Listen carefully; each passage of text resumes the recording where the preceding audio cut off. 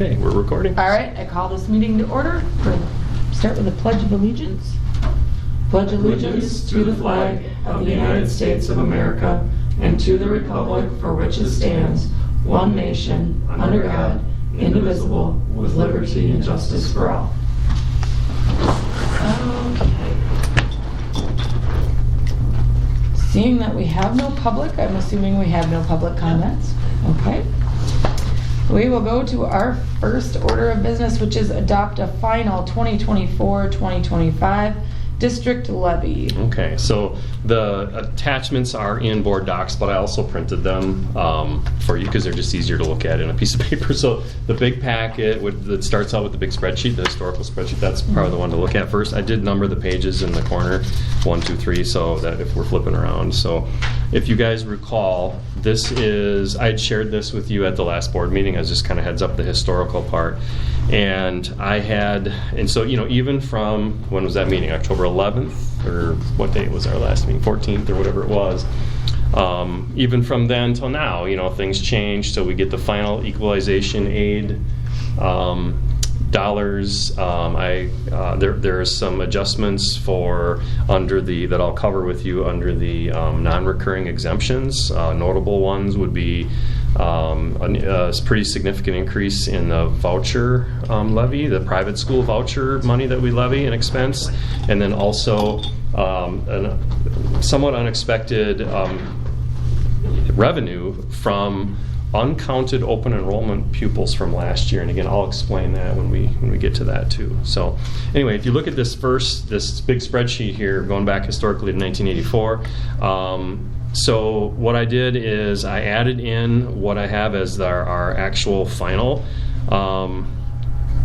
in that last little box that's highlighted with the yellow and the blue. And so I mentioned this at the last meeting that if we look right next to it, compared to that is the August preliminary estimate that we approved back in the, or that the board approved back in the annual meeting in the preliminary budget.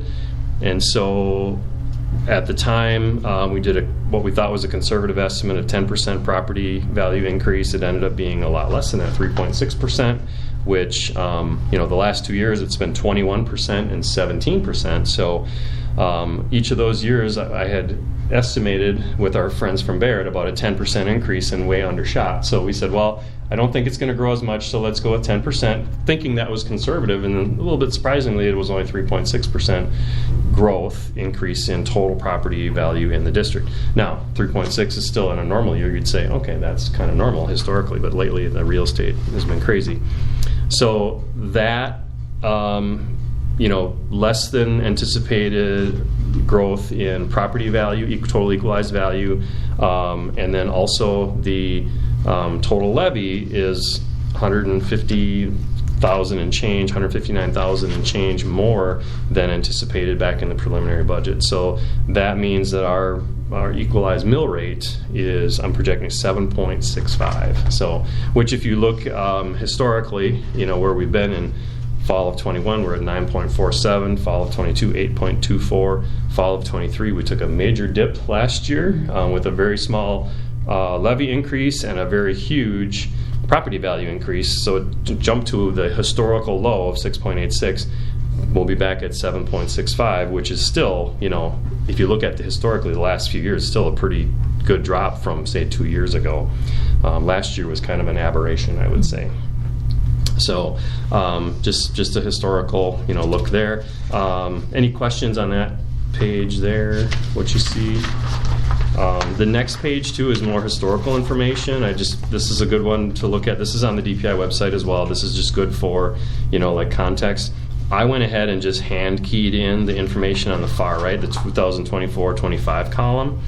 And if you go down to number 11, that line 11, it says maximum revenue limit with exemptions.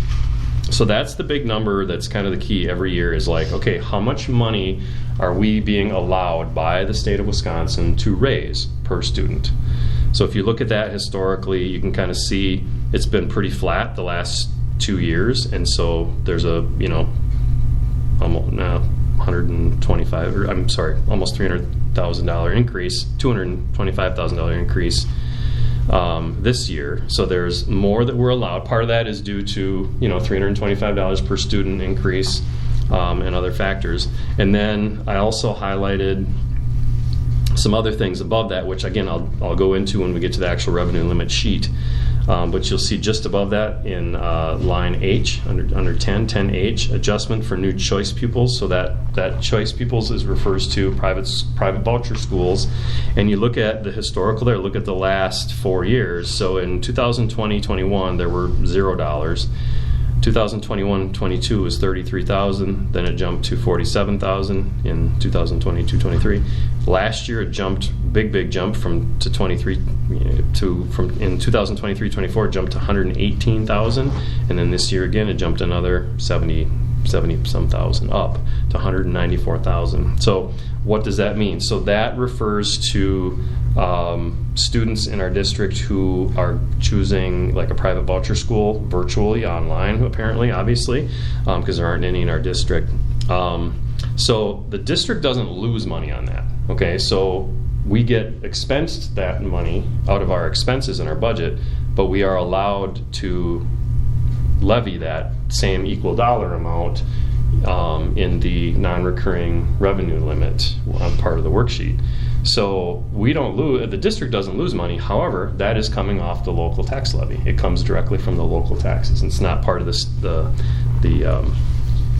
anyway, it's not part of the state. So that's a significant thing there too. And then above that, prior year open enrollment, uncounted pupils, there's a $59,000 revenue, which is, you'd say that's good, but that was a unexpected thing.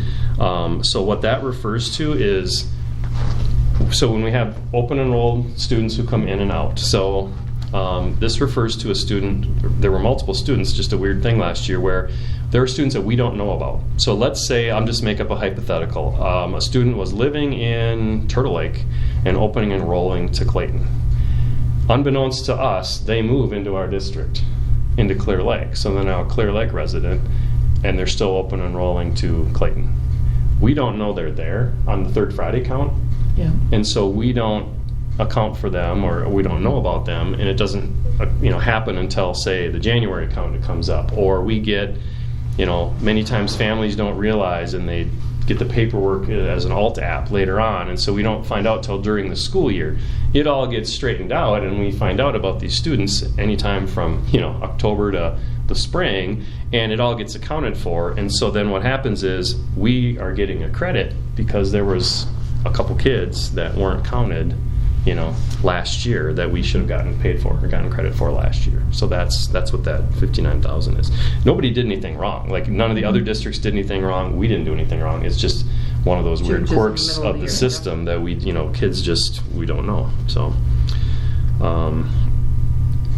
and then another thing I highlighted above that in line 10B is the declining enrollment exemption. And so again, that's a revenue. So what the state does is they try to smooth out as our revenue is declining. They give you a 1 year, every year there's an adjustment if your enrollment declines. They try to offset that for that 1 year to smooth out the effect of, so you're not just getting a major step down and drop in revenue, like boom, hits you here in September. It smooths it out for you over time, because we know we are a declining enrollment district.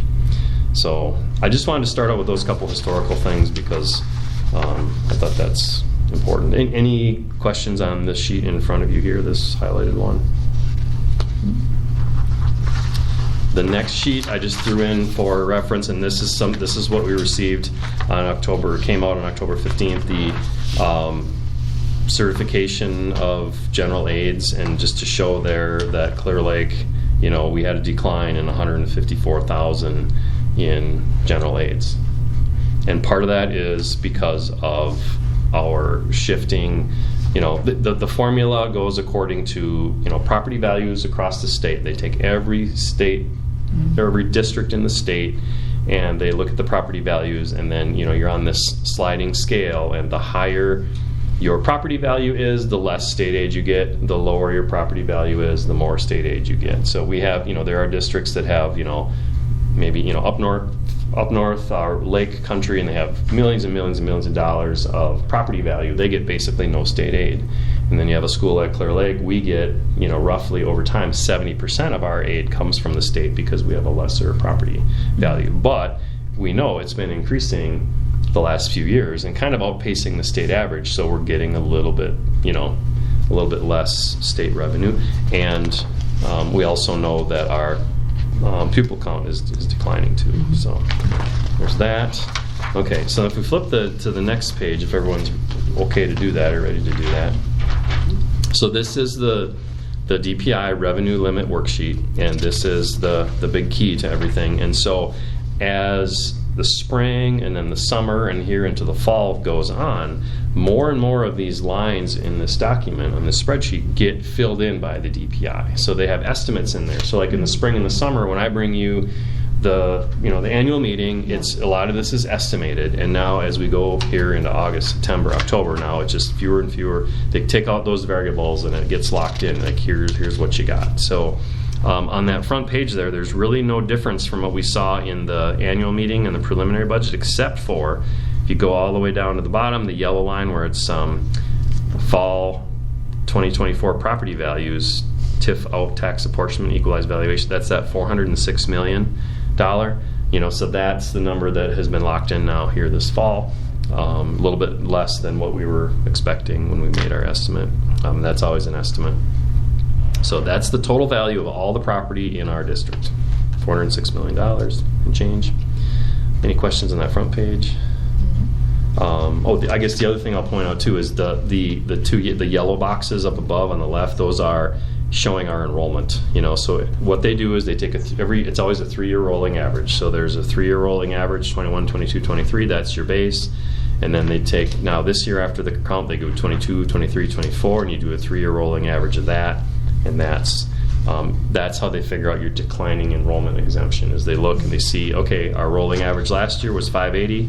This year it's 564, a decrease of 16 kids. So that means down below in 10B, we get a 16 students times the revenue limit per member. So we get $192,000 in one-time non-recurring revenue limit exemption to offset some of that loss. And then next year they'll recalculate it again. Questions on that page? On the next page, again, really no changes up at the top. The line number 4 up there, 325, that's the per member change. That's the additional $325 per student that everybody's getting this year across the state. So then you go down to line 5, and that is $12,003.64. That is the amount per student that Clear Lake is getting. Okay.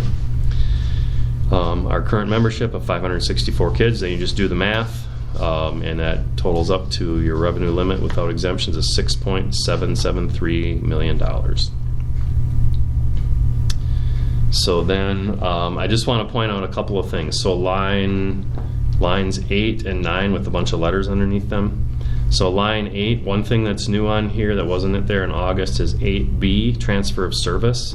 This is for this is a revenue that I was able to get just by applying through the DPI process for if you have students who move into your district who are either have special needs that have specific expenses that we don't currently have or provide that you have to contract for, or let's say move in and then you are required based on their IEP coming in from another agency that you have to hire an aide. Or another part of that is English language learners. You can also, if you have to add resources for that or personnel for that, which we have, that is also a way that you can get some revenue there. So that's what that number is, which wasn't there before. And if you go down to line 10, this is kind of referring to some of the things that I was kind of referring to before.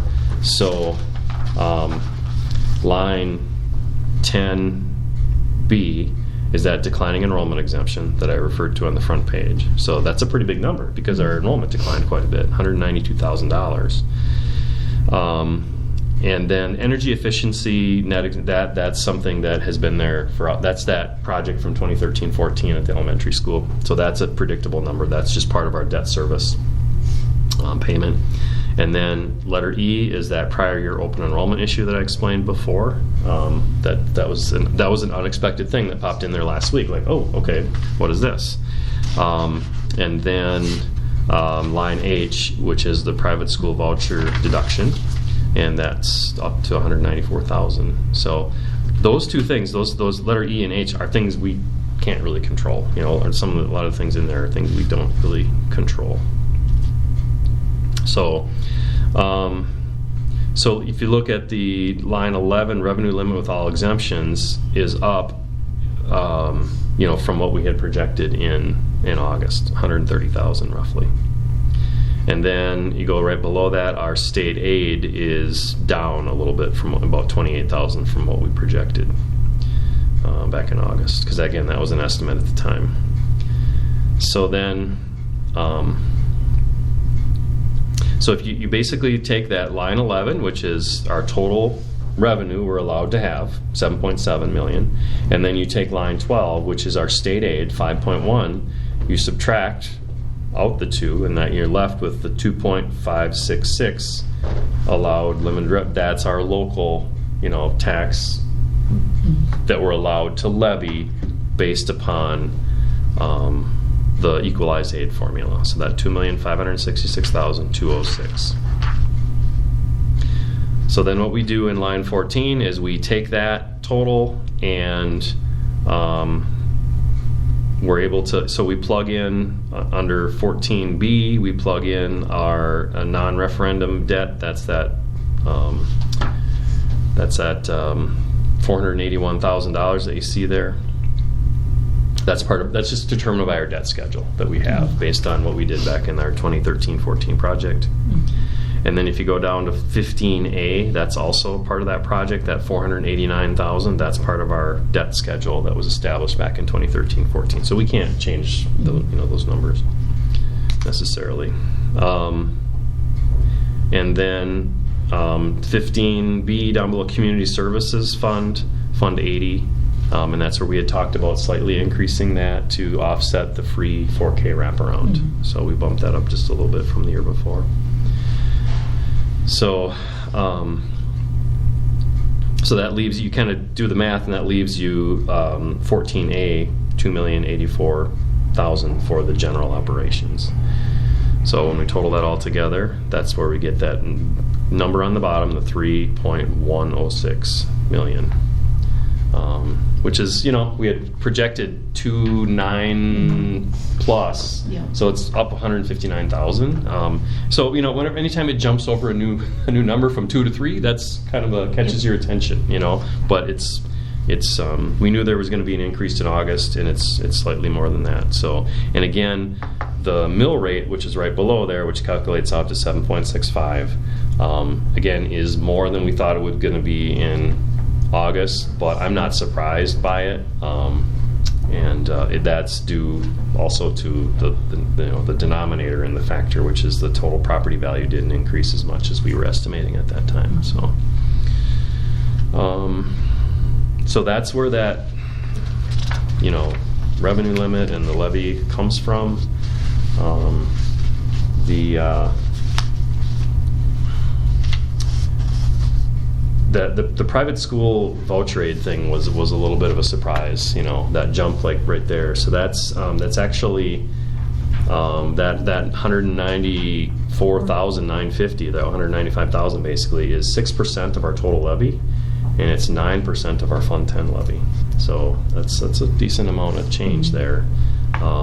And then the $72,000 increase from last year just itself is a 2% of our total levy. So I think that's completely out of our control.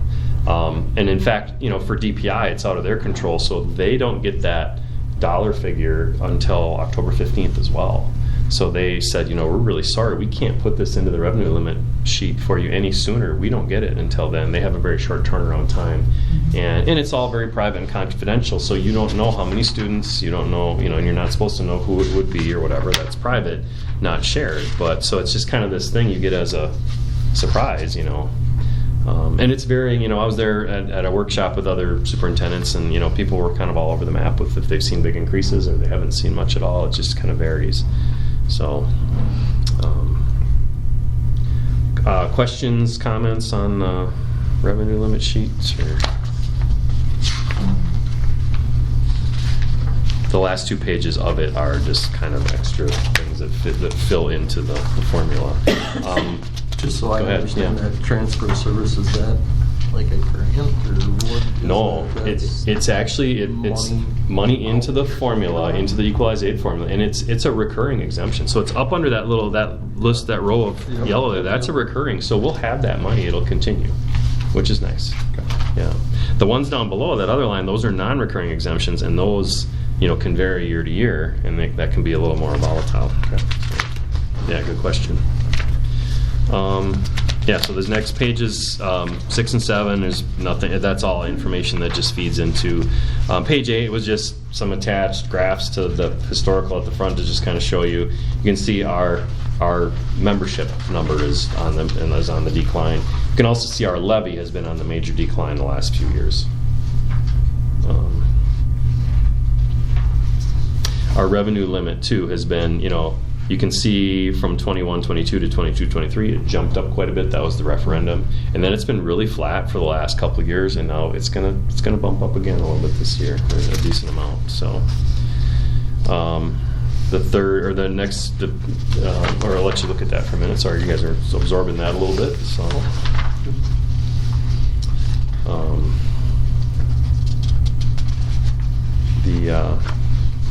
the page 9 is just kind of pulled a few things from our annual meeting and just updated them into the actual numbers, and just kind of a reminder of how the mill rate gets calculated. And we're looking at a 7.65, which again, that's a big jump from last year. But you look at last year, it was crazy how it dropped last year. So last year, I think if you make a line graph of it, it's a pretty steady, still downward trend that we have overall going on.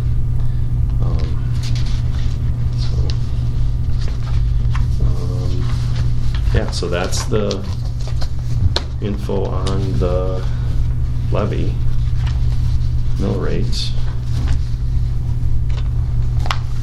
So we can, if we want, we can approve that first and then do the budget, or we can go through the budget next and then approve them both together, or however the. Well, there's separate line items on the agenda. Let's just approve it separate. Yeah. Sure, okay. So do I have a motion? I move to approve the district levy of 7.65. I'll second. All right, properly moved and seconded. All in favor say aye. Aye. Opposed? Nope, seeing none. The final 24-25 district levy is approved. And moving on to agenda item B, adopt final 24-25 budget. Okay, so there's the other packet that I gave you. And again, I put a cover sheet on it with the budget summary. That's just taken from our annual meeting, and I just updated into the actual numbers in there. So again, it's what you just saw, the summary of that total 3,106,000, how it's all apportioned between Fund 10, Fund 38, 39, and Fund 80, and then the mill rate historical there. And then I updated the 24-20 now below the notable revenue sources. I updated the last column there. I guess I should have taken the word projected out. But you can just kind of see how our equalization aid has gone down, and just our general overall state revenue down, and the federal revenue big drop off. Of course, that's ESSER money going away, so that's not a huge deal. Although our title funding is definitely not increasing. So just kind of a summary there. And as far as the budget itself, there's not really much for change. It's a balanced budget. Similar to what we talked about, we kind of went into more detail in the preliminary back in August. What we've done here, Eve and I worked together on just making some adjustments. We went through and just from then until now, we have a few more variables that we know. So like we had some staffing changes, so we had if we have a teacher, we had some late hires in July and August, and those weren't accounted for in there. We created the assistant principal position that was not in there, so we accounted for that. But then, we kind of didn't replace a special ed teacher position, and we had some other things, so we just went in through and just made those adjustments in there and balanced it back out. And then it is kind of nice, you start the year and you realize there was some unexpected expense. I'll just give an example, like with our streaming service, we're using Huddle now as our streaming service because we don't have our person who used to do that. And so that was and it's not a huge expense, but it's just something we can add in there that we know is a new thing we didn't know about in the summer. We had a slight, like $17,000 change in our Fund 27, our special ed expenses. So we made our transfer over there just $17,000 bigger to balance it out a little bit more. The voucher student thing, again, is an increase of $72,000, so we made that adjustment in there. So we balanced out the budget with a very small, approximately $15,000 transfer into Fund 46 at the end of the year. My hope is that ends up being a larger number because tried to conservatively budget, and whenever we budget our utilities and such, we try to overestimate a little bit, so hopefully we come out better at the end of that. We did come out better on our open enrollment numbers this year. We had fewer students open enrolling out and more in, so it was a little bit closer. We're still at a net negative, but it was closer, and that was an increase in revenue, so that was really good. So basically, the budget sheet itself, not much changes on there,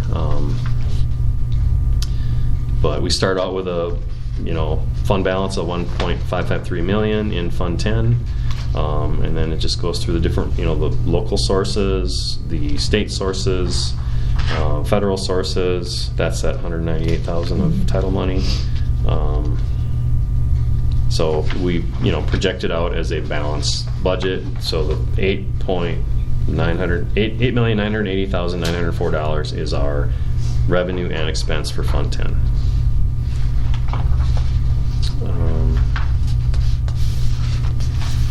And then Fund 21, special projects, again, that is our activity account. So that's just money in, money out. That's not an expense for the district. That is just student fees and so on for activity accounts. Special education, Fund 27, just a reminder, we can't have a fund balance in there. So every year in the summer, we zero out that account, and every year we make a transfer of a large amount of money out of our Fund 10 over into Fund 27 to make it balance out, because at the state level we get reimbursed.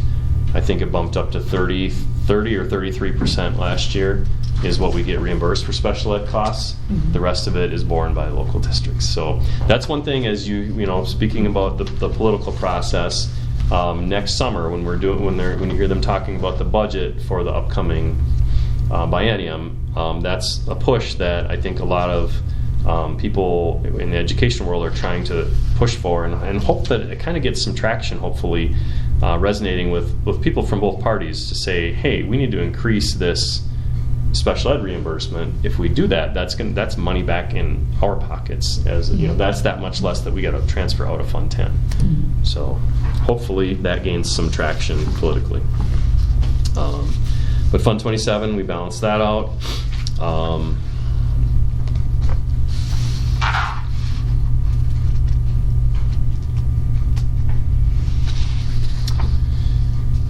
Fund 38 and 39, those are our debt service funds, and again, that's just money dictated by our debt service that we have set out for the years. Just under $500,000 a year in each fund that is paid out. And then Fund 46, as you all know, that's our capital projects, so like facilities fund, and so we've got a healthy balance in there going forward. Our food service fund, we talked about that back at the preliminary budget, how last year expenses for food were way up. We had some ESSER, some staffing that was paid for with ESSER that can't be anymore. So we've had increases in expenses, and revenues were down a lot last year in 23-24 from the COVID stuff going away. So, we had to do a little transfer at the end last year, and we're budgeting in a transfer for this year out of Fund 10 to balance that. We're hoping, though, with some measures that we'll take this year, that we won't have to transfer as much as we budgeted. It's kind of been a self-sustaining budget, though, hasn't it? Typically, yep. Okay. Yep, typically it has been. Yeah. So we hope to get back to that.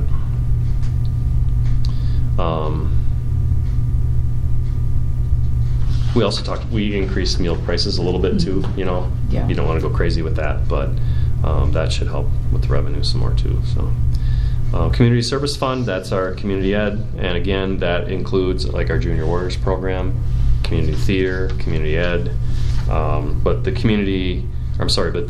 Junior Warriors staff, that revenue goes into there from the Junior Warriors program, but the expense of the Junior Warriors staffing is the biggest expense that goes out of there. And again, we're doing 4K wraparound for free, so we projected that we're going to have a revenue loss there, so we bumped our levy up $20,000 in Fund 80, which we're allowed to do outside of the limits.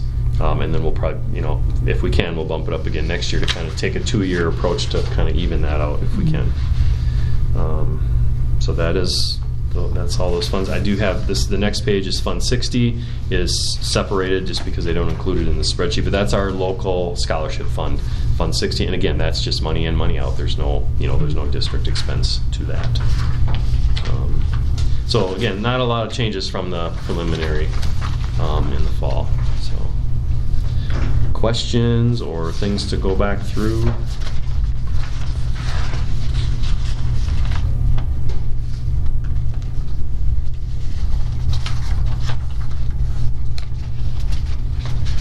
And like anything, it is a budget. It is not. It is a budget. It is our estimates, our best estimates at this time, and we'll monitor it as we go through the year and report back.